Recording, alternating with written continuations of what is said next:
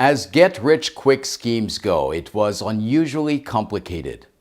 Invade a foreign country you know very little about, abduct its president and fly him to the United States, then collect a $15 million bounty from the US government, and maybe an even bigger payoff from the people who then seize power. That's the plan to overthrow Venezuela's President Nicolas Maduro and bundle him off to Florida. It seemed foolproof to a former U.S. Staff Sergeant, John Goudreau, as he mapped it out in a luxury Miami apartment late last year. The 43-year-old Canadian-American was certain his years as a Green Beret in Iraq and Afghanistan had prepared him adequately for this task.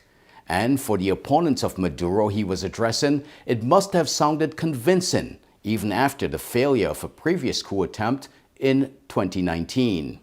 Representatives of Juan Guaido, the opposition leader backed by the United States and its allies, signed a fat contract engaging Goudreau to overthrow Maduro.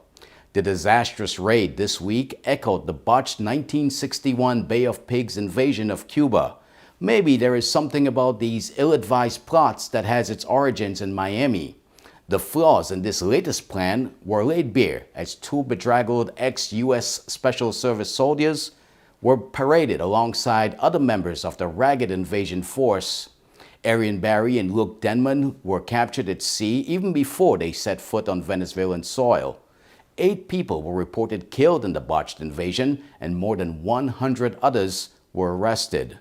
Barry and Denman later appeared on Venezuelan state TV outlining the supposed plan to seize the presidential palace and whisk Maduro off to the United States. For some perspective and some analysis, we will now speak to Carolina Escarra. She's a former diplomat who served under the presidents of Nicolas Maduro currently and also former President Hugo Chavez. She's now a Venezuela professor at the university in Caracas, and we will speak to her via telephone. Let's get right to it. Carolina, it has been an eventful week in Caracas. Give us some context as to exactly what transpired. Thank you for calling me. And so far, our government has detained 23 people, between them 2 U.S. Persons, U.S. guys from the armed forces of the United States. And what happens now to the Americans who were captured? Well, as far as I know, their human rights have been respected, and they are saying a lot of things about this operation, and they have been giving a lot of information about the whole operation. And for now, I think the most important thing is that they have talking about what the operation was about, and giving some details, talking about some people that we haven't caught, or our government have not caught until then. And but here in Venezuela, we respect the human rights of the people. So I think that is going to happen. President Maduro said yesterday with different journalists from all around the world, and he says so. He said that here in Venezuela we respect the rights of the people. The U.S. Secretary of State Mike Pompeo has said that they have a right to get their people back who were captured. What is your response to this? Well, about Pompeo's comment that they have the right to have their people back, I think that right comes with respect. I mean, there are diplomatic ways to do so. They have to send a letter to our Ministry of Foreign Affairs. They have to recognize our president, so they have to recognize our government. And they have to use the diplomatic ways, the diplomatic path that exists for that. And I am sure if they use those ways, our government is going to have a response about it, an answer about it. And I also think that we have asked for a lot of people, for the extradition of a lot of people. that Venezuelans that live at the United States and should be detained here, and the United States has never answered us about it. And I know that because I have been diplomatic at the United States until 2012. So I know some cases like that. So I am not the government right now. I'm not in the government, but I think the first thing that the United States have to do if they think they have the right to have their people back is to use the diplomatic ways to do so.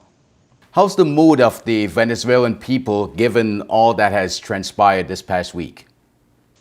Well, about the mood of the people, I can tell you that we have two issues here. We have the world pandemic of the coronavirus issue, and we have this issue as well. So every day in the afternoon, our government gives us a part about what is happening in both issues and what is going on, what the detained have told about anything or everything. Or yesterday it was a really interesting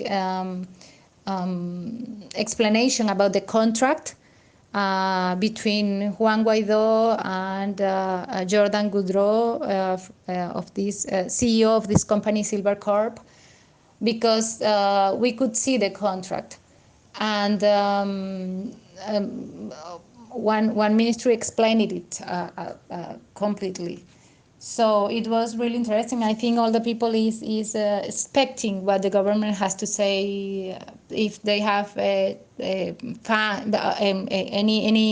extra fines or something like this all the time. Does Caracas still hope that there could be some kind of diplomatic solution to this tension between Washington and Venezuela?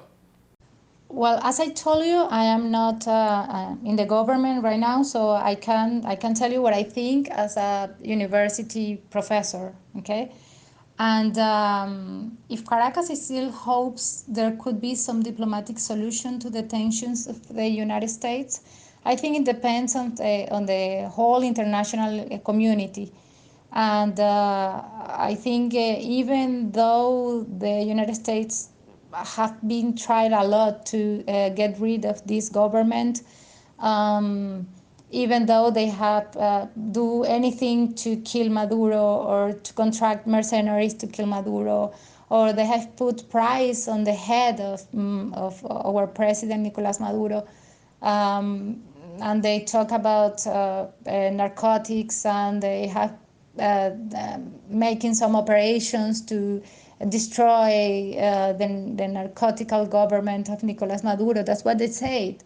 But I think that the whole international community knows what is really happening here and why they're supporting Colombia, where the narcotics are about 90% of the narcotics pass through Colombia. And since the reports of the United States is like 7, sometimes 9, the most I think have been 10% pass for the Caribbean are not directly related to Venezuela, could be related to other countries as well.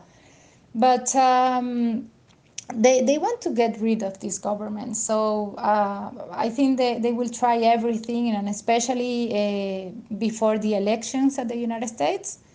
But we have a good intelligence, and we have the support of the international community in that sense.